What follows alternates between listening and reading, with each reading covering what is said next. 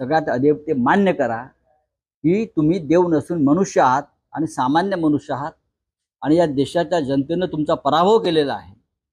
तुम्ही कोण आहात हे दाखवून जमिनीवर आणलेलं आहे। वाराणसीमध्ये आपण काशीपुत्र, गंगापुत्र, देवपुत्र आहात ना। आपल्याला तुमच्या काशीमध्ये जिंकण्यासाठी तुम्हाला संघर्ष करावा लागला।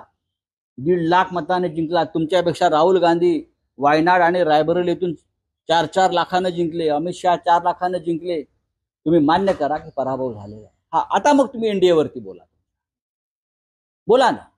तुम्ही स्वतःच्या ताकदीवर भारतीय जनता पक्ष सरकार बनवू शकत नाही, हा पहिला पराभव। 400 पार, हा 400 सोडा 300 पण झाले नाही। आणि जे त्यांना आकडे मिळाले त्यातल्या 25% जागा या चोरलेल्या आहेत, बेईमानी करून मिळवलेल्या आहेत। जशी अमोल कीर्तीकरांची जागा मुंबईतली, ती पूर्णपणे चोरी, पाकिटमारी, बेईमानी करून मिळवलेली आहे। संबंधित अधिकारी, रिटर्निंग ऑफिसर याला त्याचा जाब द्यावा लागेल। लक्षात घ्या, सरकार आमचं केंद्रात येणार। आरोप देखील झाले होते, असेच आरोप नक्कीच आम्ही पाहू ना, विसरलेलो नाही आम्ही।